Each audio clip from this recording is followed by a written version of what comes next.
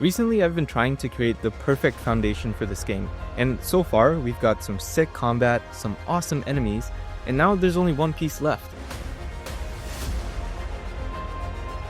The main problem right now is that this entire game feels super glued together.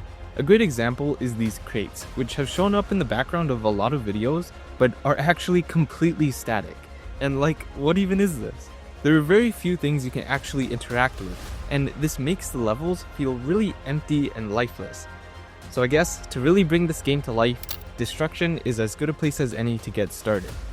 The first thing I did was I basically took a lot of the static props I just mentioned and just added some physics to them. I think it's just really nice to know in the back of your mind that you can physically interact with any of these little props and that they aren't just static objects. But obviously we still need the destructive element. To do this, I generated destroyed versions of the objects, which I recommend doing in Blender, and then I just hooked them up to the same health system the enemies use so that you can shoot and destroy them. Now while working on destruction, I also ended up building this big destructible block, which can be used to block off areas and force the player to either go around or mine through using explosives. I don't know why, but I just find it super satisfying to destroy this wall. There are also these little pebbles which don't really serve any purpose, but again, in my mind, being able to interact with all the little things, even if it's useless from a gameplay perspective, is still really nice. Now the next layer we need is an actual interaction system. For example, the crates are physical and can be destroyed, but there isn't a way to actually open them. With that being said, this game has always had an interaction system, but I made it a long time ago and it's a bit of a monstrosity. I made it by basically smashing every interactable in the game into one script, and adding or changing anything was a complete nightmare. So instead I just rewrote the whole thing to rely on inheritance, and basically use a separate script that manages each different type of interaction. So for the crates, we can simply create a new crate script, plug it into the interaction system, and just like that we have working crates. Now in case you don't know, this game actually has two different art styles, with one being more sci-fi and the other being more industrial.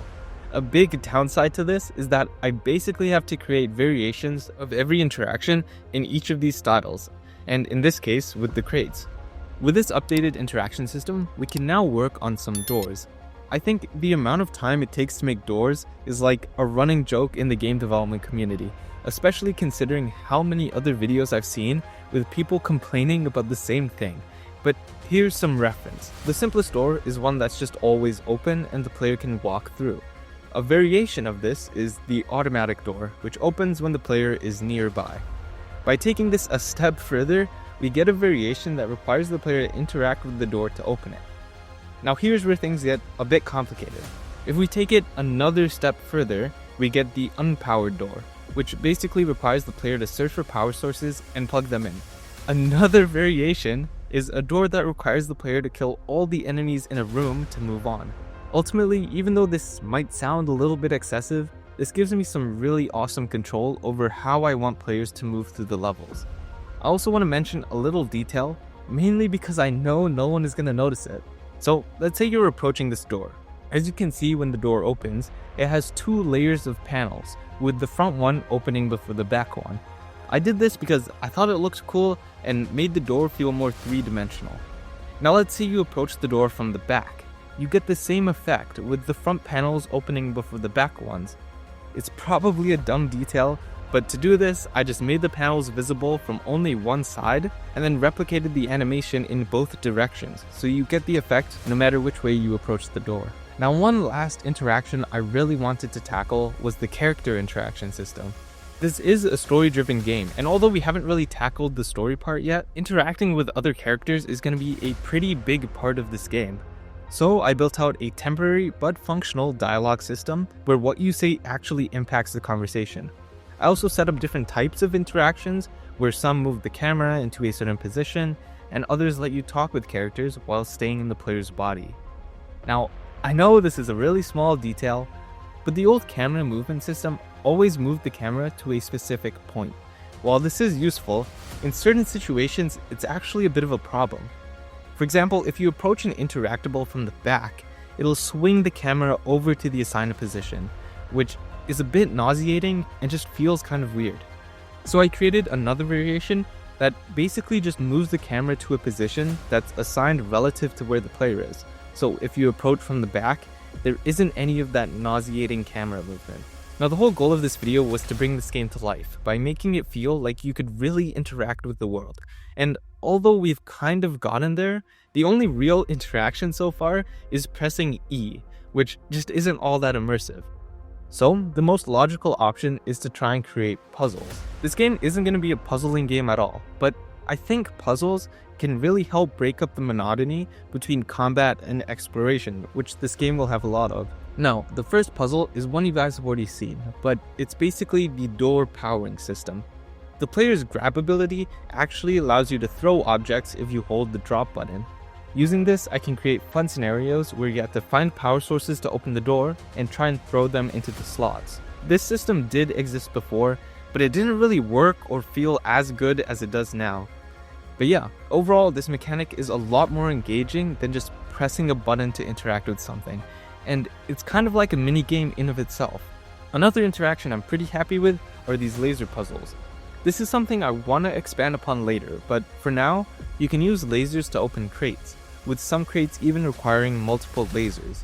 The beams themselves are reflectable with any physics-based object, so you can use the environment around you to actually direct the beams. I also created some traps like different types of lasers and an ignition fire thing, but I don't really like them right now, so I'm not going to talk about them too much. But okay, with all of this done, we're finally at a point where we have combat mechanics the player can use, enemies you can fight, and tons of cool things you can interact with. And the last step is to combine it all into a single level.